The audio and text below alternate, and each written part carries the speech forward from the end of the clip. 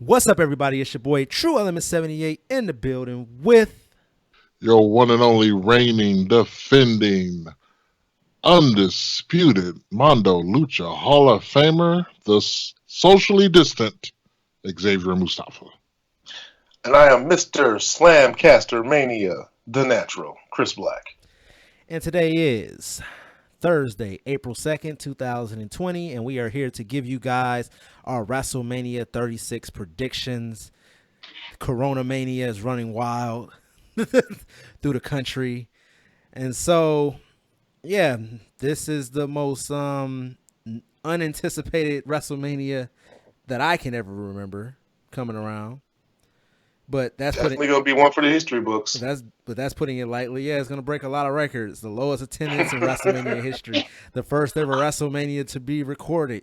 The first ever WrestleMania to take place over 2 days. The first, not the first to take place in multiple locations, but yeah, it's going to be a whole lot of firsts for this show. Well, before we get the lowest attendance record. Well, I said yeah. I just wonder, what was Vince McMahon thinking? Hey, we don't have nobody in this building. Let's still have WrestleMania. Not only have WrestleMania, let's have it over 2 days. Right. Let's draw it out. And right now we're looking at 16 matches on the card over the course of 8 hours, 4 hours on Saturday, 4 hours on Sunday. And right here at the top of the show, I want to let you guys know, be sure to click the link down in our description. It is for our Discord channel. Be sure to sign up for our server. It's completely free. And during WrestleMania weekend on both Saturday and Sunday during the show, we're going to be live in the chat where you'll be able to talk to us and just party with us, drink, talk shit, because we're going to need as much fanfare and interaction as possible to make it through watching this WrestleMania. So with that being said, be sure to also hit that subscribe button, leave us a thumbs up, and leave us a review. We got a lot of great content coming for you guys. Now, let's get right into doing the predictions. We're going to start with the women's tag team champions, the Kabuki Warriors, taking on Alexa Bliss and Nikki Cross. And, sometimes it's very easy to forget that they have women's tag team titles. We'll start with the natural Chris Black. What's your prediction? I think Asuka must have pissed somebody off because a clean loss to Alexa Bliss, that just made no sense. I think they want to get them titles off of the Kabuki Warriors, so I'm giving it to Alexa Bliss and Nikki Cross. And you're putting it lightly, not just a clean loss to Alexa Bliss, a clean loss to with a DDT to Alexa Bliss. One DDT. If Asuka them don't win tomorrow, we ride. I hope that's the first match. And then if Asuka them don't win, I could just turn it off and do something else for the rest of my weekend. Even though I love Alexa Bliss, but come on now. They can't do Asuka dirty that much. I am picking Bliss and Nikki Cross to defeat the Kabuki Warriors and possibly Pirate of the Skies. Hiro Shirai. Kairi Sane heads back to Japan during all of this craziness that's going on in the world. Next up, we got Otis taking on Dolph Ziggler in a match that had a great storyline going into it. It was abandoned, brought back, but brought back in the worst possible way. First, we had a sympathetic babyface in Otis, and now I don't know how to feel about Otis, if he's a stalker or a crazy guy. So we'll start with Xavier Mustafa on who he thinks is going to take this match. I'm going to go with Otis, but he still doesn't get the girl.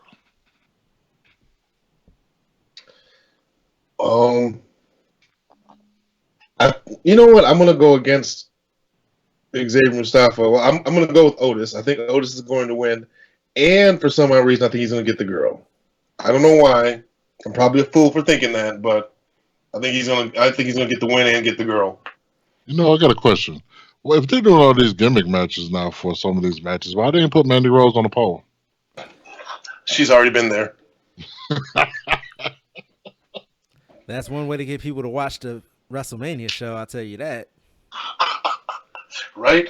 You mean Mandy Rose working the pole? If this was the Ruthless Aggression era, which you guys can check out our review of over there on the YouTube channel. Well, actually, on this channel, so just search it. That probably would have happened. It would have probably been Mandy Rose on a pole, and it would have probably been Mandy Rose in a cage on a pole. Yes, book it. So she could definitely do her Dust Till Dawn Selma Hayek impression. Ooh, But I gotta go watch that. But I'm gonna go ahead and pick Dolph Ziggler, as I think that you wait for the big babyface reaction for Otis getting one over on Dolph Ziggler, and they've just been making Otis look like a fool at every turn. And one thing about this pay-per-view that's makes it hard to predict is this whole social distancing thing that we're going through. Because is Tucker at ringside? Is Bobby Roode at ringside? Is Mandy at ringside? Is Sonya Deville at ringside? It's hard to know what WWE is going to do. I guess an ideal that you could look at to see is the 5-woman match that Bayley is in. So that's 5 people plus the referee. So that's 6 people in the ring at one time. So possibly you do have Mandy at ringside and Tucker and Bobby Roode or whatever. So I don't know. Or put Mandy and Sonya in the crowd eating popcorn. So you can have some type of crowd noise. I don't know. But yeah, I'm going to go ahead and pick Dolph Ziggler. Next up, we got Aleister Black taking on Bobby Lashley in a match that has no build at all. And so I'm going to go with the black guy. And when I say that, I mean Aleister Black defeating Bobby Lashley. Bobby Lashley. This is weird because since Aleister Black has already lost a match, I could see them giving Bobby Lashley the win, but for what? So I'm going with Aleister Black. All right, I'm being out, man. I'm gonna go with Bobby Lashley. The Almighty. Just because in my head, I picture Leo Rush coming back. The Almighty. Saying, my guy, Bobby Lashley. The Almighty taking on the man with the devil on his back. Next up, you got my piss break. And I'm sure a lot of you guys' piss breaks as well. Elias taking on King Corbin. We're going to start with the natural Chris Black. Lord. So, for some odd reason, because Elias, I think, is dead in the water, I'm going to go with King Corbin. Just keep his heat going. I know he Mufasa's him at the last SmackDown, but, oh well. I think they're going to keep the rocket strapped to King Corbin. I'm going to go with King Corbin because Elias should be dead.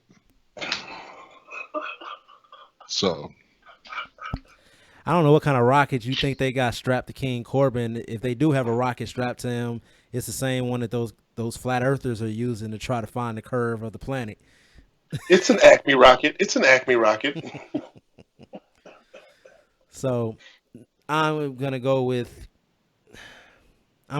King Corbin. Next up, we got the Raw Tag Team Champions, the Street Profits, taking on the push together team or force team of Austin Theory and Angel Garza. Austin Theory, who almost let Montez Ford kill himself, break his back. Hold on. That was Reckless Rollins' fault. That was not Austin Theory's fault. Do not yet let this young piece of talent have to take the fall for that. You know what? Other people are saying that it was Seth Rollins' fault for missing the foot. But you guys are the workers. You tell me, what do you do in that situation, or is that a trade secret you can't give out? I wouldn't have done a dive like that. Right. I mean, I would have done something else. He could have adjusted and just did a raiding through the middle and the top and middle rope. That's what I would have did. Because even if Austin Theory isn't looking, all it does is pushes him forward and Montez doesn't die. He took that ball. Oh shit! I think what I would have done, I probably would have hit the rope rather than dive over it and then do a drop kick on Seth. I don't know. I wouldn't have dove over the damn top rope. I know that. I believe you would have. I've seen you take those bumps without mats. Shit, like that? Please. You ain't never seen me. My feet don't leave the ground 90% of the match. My back, my neck, and my back. I like the Mike Tyson. My back is broken. Oh man, I'm gonna go with the Street Profits. It's too early to take the belt off of them. I'm going with the Street Profits because And Austin Theory's not a main roster guy yet. exactly. Whoa! There's no reason to give Angel Garza and Austin Theory the belt, so there's no point. All right, so I'm putting my 2 cents in this now. I like Austin Theory. I don't know if you know, he was the Evolve champion. He was on top of that promotion for good time. I remember So somebody saying Evolve doesn't count. I remember distinctly sitting at a lunch next to some Evolve people and somebody saying that Evolve doesn't count. That may or may not have been said, but no, I think Austin Theory is going to be a star. But I would love to see them 2 win, but I'm going to go with the Street Profits because there's no way they're going to give Austin Theory that now. So next up, we got the SmackDown Tag Team Champions, The Miz and John Morrison, taking on the Usos and the New Day in a triple threat ladder match. I'll go first on this one. The Miz and Morrison are going to retain. I'm going with The Miz and Morrison, and maybe we get a Joey Mercury ladder spot. Oh, wait, isn't The Miz out? Yeah. Oh yeah, he was sick. Oh yeah, that's right. They did change it. It's a one-on-one match. So one-on-one triple threat. Yeah. Single for the tag belts, if that makes any sense. And for everybody out there, I'm pulling this directly from WWE.com. So WWE.com hasn't updated the matches on their own website. So they're going to split it away Friday, I bet you. Yeah. I'm going with The Miz and John Morrison because if it is just John Morrison against Big E or Kofi and one of the Usos, I think this will be the match where John Morrison gets to shine. And since Miz isn't with them, why take the belts off of them? Yeah, I can see that. Yeah, so yeah, I'm saying that I'm still saying my pick is still The Miz, and like I said, The Miz and Morrison are gonna retain. So yeah. Joey Mercury spot. Next up, we got the match of the night. More than likely, we're gonna have the Intercontinental Champion Sami Zayn taking on Daniel Bryan. I'm surprisingly, I think I'm going to go with Sami Zayn just to keep the feud going. I don't think this is a one and done. I'm going to go with Sami Zayn. I'm going with Sami Zayn as well. I'm going with Sami Zayn, and I'm actually, you know what? No, I'm not going to go with Sami Zayn. I'm going to go with Drew Gulak. I mean, not Drew Gulak. I'm going with Daniel Bryan, but I'm going with Drew Gulak to turn on Bryan because the hole in his game, I think, is going to be that Daniel Bryan is too trusting. Good point. So that storyline right there, and I guess it'll leave us on a cliffhanger until WWE can come back, but we'll have more about that on next week's podcast, where we're also going to be reviewing WrestleMania. So next up, we're going to have Kevin Owens taking on, what's his name, Xavier Mustafa? Kevin Reckless Owens. Rollins. I'll step in. Oh, I was just like, wait, who is he wrestling? Oh, yeah. Reckless freaking Rollins. Reckless freaking Rollins. I'm going with Kevin Owens. I'm going with Kevin Owens. I hope Kevin Owens survives and he goes over on Reckless Rollins. But in the event that he gets killed, may the Lord have mercy on his soul. Who wins in a match between Goldberg and Seth Rollins? He'll probably kill Goldberg like he did Sting. And no one will care. There will be no loss. Is this the first pay-per-view where we're almost all agreeing on the winners? It is rare. Next up, we're going to have the SmackDown Women's Championship defended in a 5-way match with Bayley, the champion, taking on Sasha Banks, Naomi, Lacey Evans, and Tamina. And I'm going with Sasha Banks. We're going to disagree on. I'm going with Sasha Banks, and I have a reason. I think they want to get that title off of Bailey, and I think they're gonna give it to Lacey Evans. And let me throw this in there before you answer, Xavier Mustafa. I hate when they use the term fatal 5-way elimination match. It's not a fatal match if it's an elimination match. So it should be a 5-way elimination match. So it's an elimination match. Well, we have Sasha Banks in it. It could be Oh, God.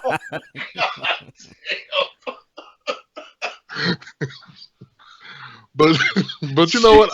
I see them putting it on Sasha Banks. Yeah, I say Bailey gets eliminated by somebody that's not Sasha, and Sasha goes on to win the match. And then that creates a storyline between Bailey and Sasha for SummerSlam. If we can get a build. Okay, you know what? I read the match. I did not read elimination. I'm gonna have to change my. I'm gonna have to change my pick. I'm gonna go with Naomi. All right. Ah, interesting choice. You're feeling the glow. Oh yeah. Next up, we got the NXT Women's Championship being defended by Rhea Ripley taking on Charlotte Flair. Woo! This is a hard one because Rhea Ripley should win. Yeah, I'm gonna go with Rhea Ripley on this one. I think Charlotte does her solid on this one.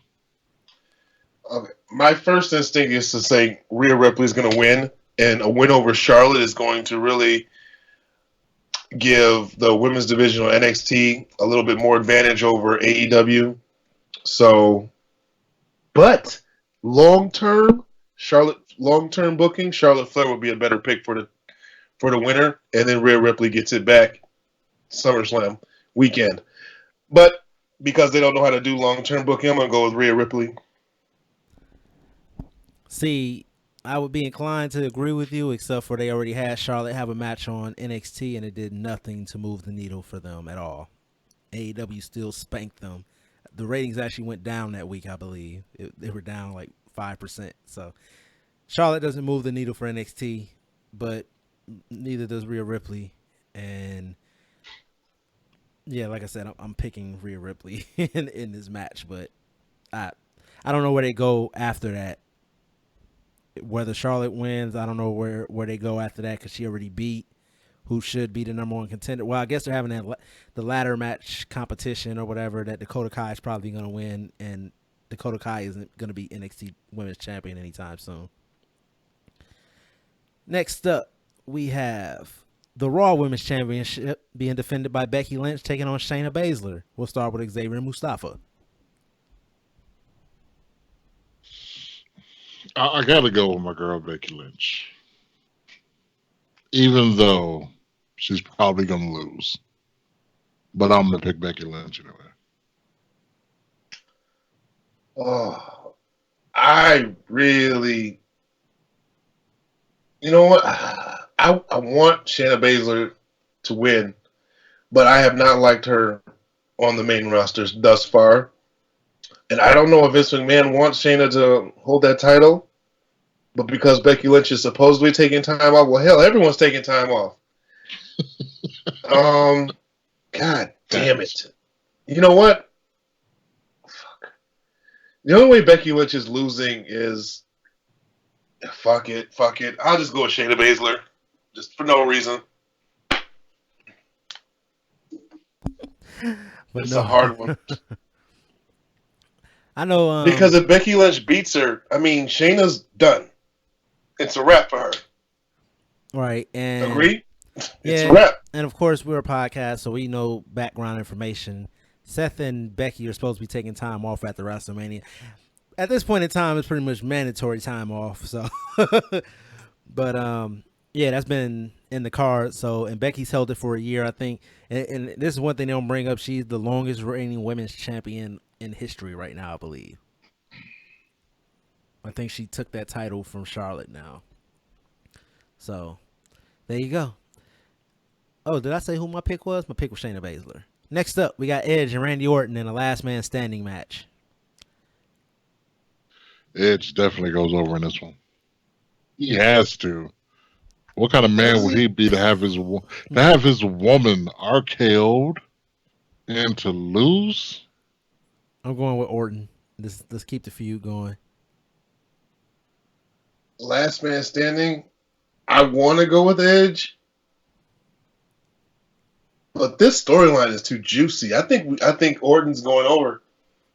Yeah, I would book Orton to go over. So, yeah. Next up. Because otherwise, I mean, who else is Edge going to really feud? Well, I'm not going to say that. There's plenty of people. Well, where would you go from here if you beat Randy Orton? It's not like he's going to take that line down. He's going to come after you again. So this is kind of about the chase. So Edge is going to have to. Yeah. Plus, Randy can do some underhanded shit to win. Right. So yeah, I'm picking Randy Orton as well. Next up, we got John Cena versus The Fiend Bray Wyatt in a Firefly Funhouse match, which we don't actually know what that means. It's just words on a page. This should have just been a boiler room brawl or some shit. I'm gonna go with the Fiend. Yeah, the Fiend has to get it. Cena is going to put him over. Cena's not going to be around. There's no point in him winning. If John Cena wins, well, at least there'll be no crowd to shit on it. No, I'm gonna go with the Fiend. Although I will laugh my ass off if John Cena wins. Now the funniest thing about this match is going to be, I'm pretty sure that it's going to be Super Cena versus the Fiend. So they're just both not going to be selling anything. He's probably actually going to use that sledgehammer on John Cena. He's going to bounce right back up. And it's supposed to be like super produced, so we'll see. Right. Next up, we got The Undertaker taking on AJ Styles in a Boneyard match, which the rumor is that a Boneyard match is just a Buried Alive match, but they thought that it was a bad look to call it a Buried Alive match due to everything that's going on in the world. So take that how you want. Undertaker says that he's going to be bringing the Trinity of Hell or whatever he said he's going to be bringing with him. Hell's Trinity, Unholy Trinity. There we go. The Unholy Trinity. What the hell does that mean? Right. So the three faces of the Undertaker possibly, or maybe Mankind and Kane. Who knows? But I do have a question for you guys, and I don't have it pulled up. Give me your guys' predictions real quick. Undertaker has to go over. Does he? Because it's WrestleMania. You ain't got. But AJ Styles got his clique with him.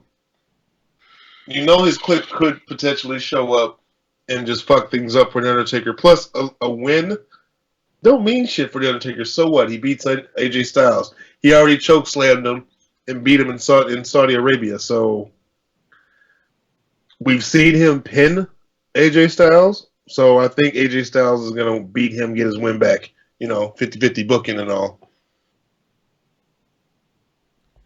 I'm going with AJ. I'm going. Undertaker's been very giving in this feud. If this was a retirement match, I would be picking AJ Styles. But since it's not, I'm picking The Undertaker. Do we get the American Badass? I think we get Do-Rag Taker. I wish we get some Ministry Taker. That's what I want to see. So did you guys get to hear the Undertaker's promo that he cut on AJ Styles on Monday Night's Raw? Yeah. Yeah. He said Michelle McCool had the better Styles Clash. Well, what I want to ask you guys about, and it's stupid, obviously, from my perspective, but apparently the Undertaker has heat for cutting that promo and saying that AJ Styles waited until Triple H, The Rock, Stone Cold, Shawn Michaels, all these people were gone, and he came there because he was a big fish in a little pond, and he waited until all the legends were gone, and because he couldn't hang. And apparently that rubbed a lot of guys in the locker room the wrong way. What are your thoughts on that? First off, I think that's total bullshit. Undertaker was just saying things because we all know, even if AJ Styles wanted to be an E during that period, they would not have let him in. So that's an unfair statement. He was there. He came in, he left. Remember, he had a dark match there. Yeah, but they didn't sign him. They wanted him years ago before he came to the WWE, but he stayed loyal to TNA. There's some merit to what Undertaker was saying, but I'm just asking you guys if you guys were on that roster and you're in the locker room and you're hearing Undertaker say that, because apparently what they're saying is that a lot of the talent felt that it made them look like they weren't shit. They were chopped liver. Like he came there because now it's easy pickings for AJ Styles. They just being sensitive. I mean, when you cutting promos, it's kind of like, I don't want to say it's no holds barred, but for the most part, it is. You say what you say, put your feelings aside, and you say what you say to get yourself over. So I don't see anything wrong with what he said, because it kind of stings. It's like, ooh, damn, is that true? You know. So it I don't know, it made his purpose or whatever I'm trying to say right now. I wouldn't have took it personally. People got to realize when people are cutting a promo, you are acting. So let's say let's say, I don't know, let's take a movie. Let's take a movie like New Jack City. I don't know why that movie popped up in my head. But you Chris Rock in the back and Wesley Snipes out doing this thing. Can he get mad at that? Like, you acting. Like, what Chris Brown. Wrong Chris. Chris Rock can't be like, oh man, did you hear what Nino Brown said? Oh, I'm in my feelings. Like, that doesn't make any sense. It's acting. Now, if he was in the back and there wasn't no cameras around, he was like, yeah, your punk ass gonna come after everybody leave. All these bitches here in the locker room. So it's different. Well, plus, it's a heel kind of a cowardly thing to wait until, all the threats are gone. So, I mean, again, I don't find nothing wrong with what the Undertaker said.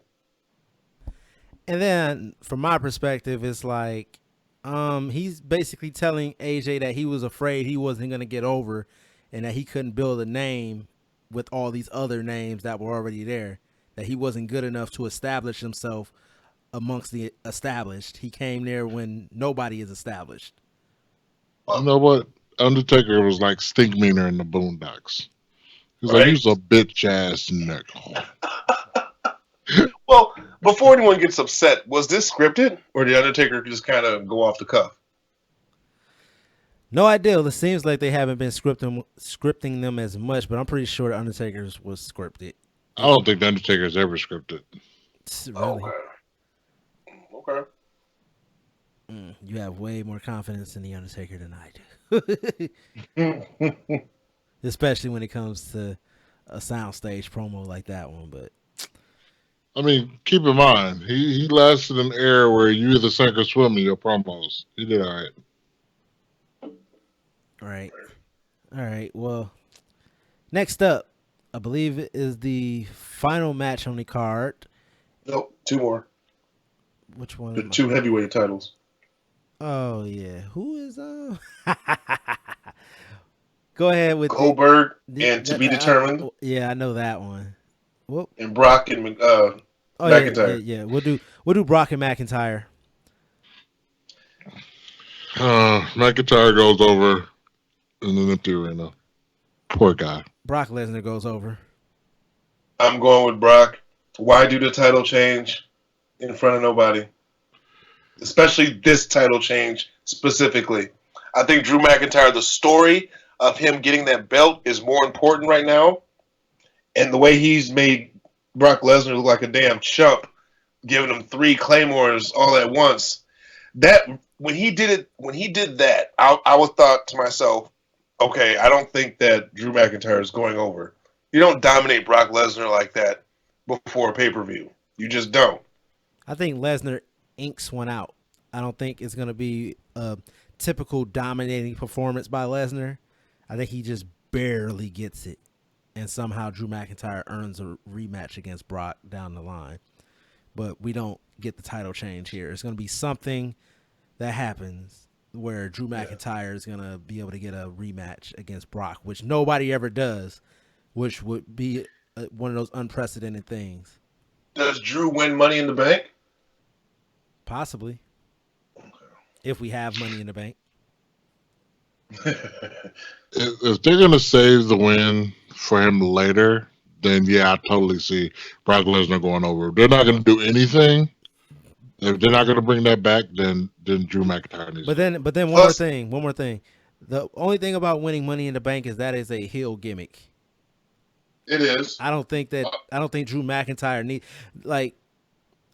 Remember when Braun Strowman won it and he was pretty much a face at that point when he won it, and he even was like, "I'm not attacking anybody from behind.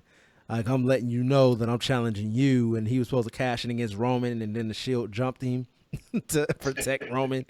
Like that's kind of like one of those things. I see Drew winning, and he's like, "I don't have to attack you from behind, Brock. I'm coming straight at you."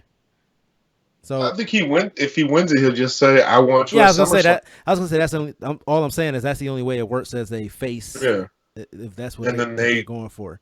But for the most they part, that's a build to heel. that. But for the majority of reasons, that's a a heel gimmick. You know that. Plus, remember, also another reason why I think Brock is going to walk away with this is because again, everyone's getting off, so it doesn't matter that Brock Lesnar is going to be part-time with the title.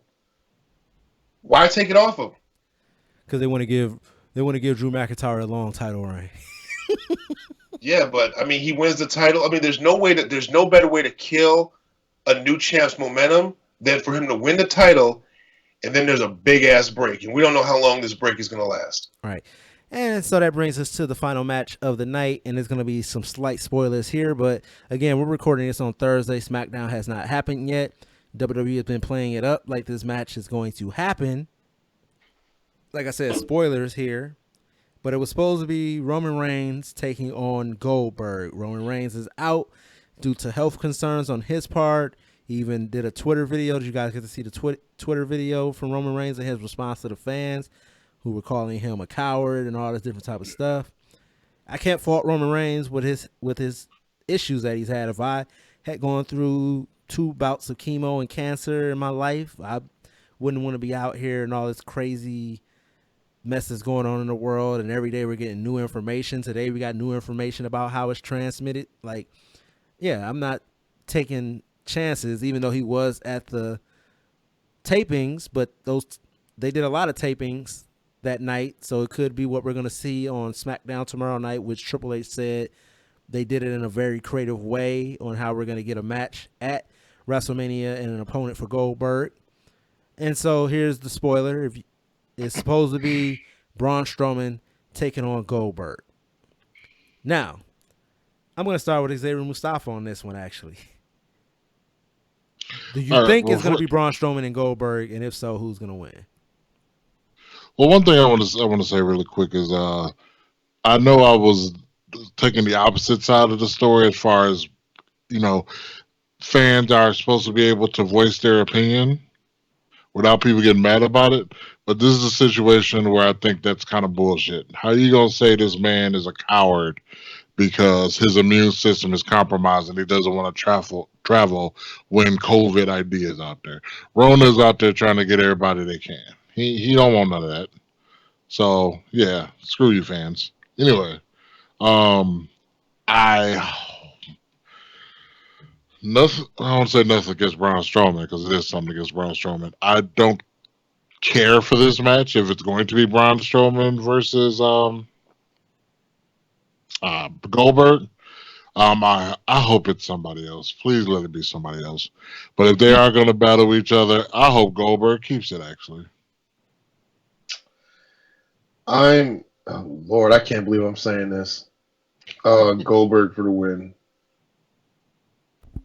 Short and sweet on your part. Goldberg for the win. Fuck that guy. Yeah. So basically for the same reason why I think Brock Lesnar is going to keep the title. A win. They want to put it on Reigns. They probably want to take it off of Goldberg, but since again there's going to be a break, they're probably going to keep it on Goldberg. Why not? And then take it off first chance they get.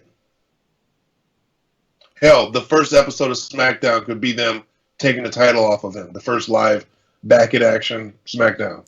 Another loss for Braun Strowman. This one is difficult. If it is Braun, I can't see him putting the belt on Braun at this point in time, especially with the heat that he has on him right now. But I don't know. I think this match could actually surprise people because it's two horses, I guess you could say. You didn't just say that. I'm gonna go with You know Goldberg can't go longer than 3 minutes. Yeah, but he had an awesome match with Brock Lesnar, and it was only like 6 minutes at WrestleMania. Yeah, that was last year. That was prior to the shit showdown in Saudi Arabia with the Undertaker. 2 years and ago. the shit match he had with Bray Wyatt or the Fiend. Well, like I said, I think I'm gonna go with Goldberg. Now the bigger question is, does he go for the suplex or for the jackhammer? What are we gonna see on this show? Neither. If I was Braun Strowman, I'd be like, dude, you're not picking me up. You be gassed as fuck. You're not picking me up. I was also laughing. I'll take a spear. I was also laughing about that. Do you really think that it's Roman Reigns' health concerns that made him back out, or do you think Bret Hart got a hold of him and smartened him up like, hey kid, you got a bright future. If you want that future to remain bright. Oh, look. This is what I got to say about the whole Roman Reigns stepping up. Regardless what his reasons is, I'm glad he was like, I'm not doing it. And in fact, all it would have taken as soon as all the other sporting events got shut down, Brock Lesnar, Goldberg, Roman Reigns, John Cena, and The Undertaker, all 5 of them say, we're not doing this shit. Do you think they would have went ahead with WrestleMania with all their top guys saying no? I don't even think it takes all those people. Well, apparently the rumor is that Brock Lesnar and Vince did have a bunch of words about it being bullshit that they had to come down there and record and do all of this, but everybody went through with everything. I hope that this is being documented for a 24 because I want to see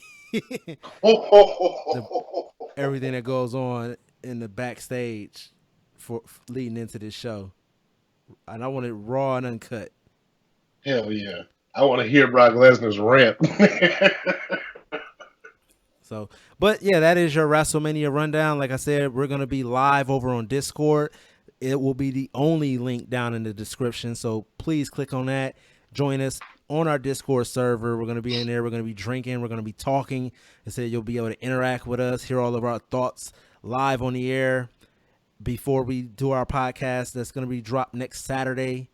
So you'll hear pretty much a WrestleMania review as it happens.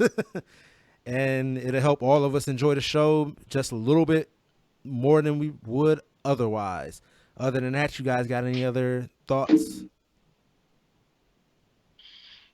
This is going to be an interesting weekend. That's all I can say. I don't know how this is going to go, but I hope all you fans are on our Discord with us so we can all either laugh or cry together.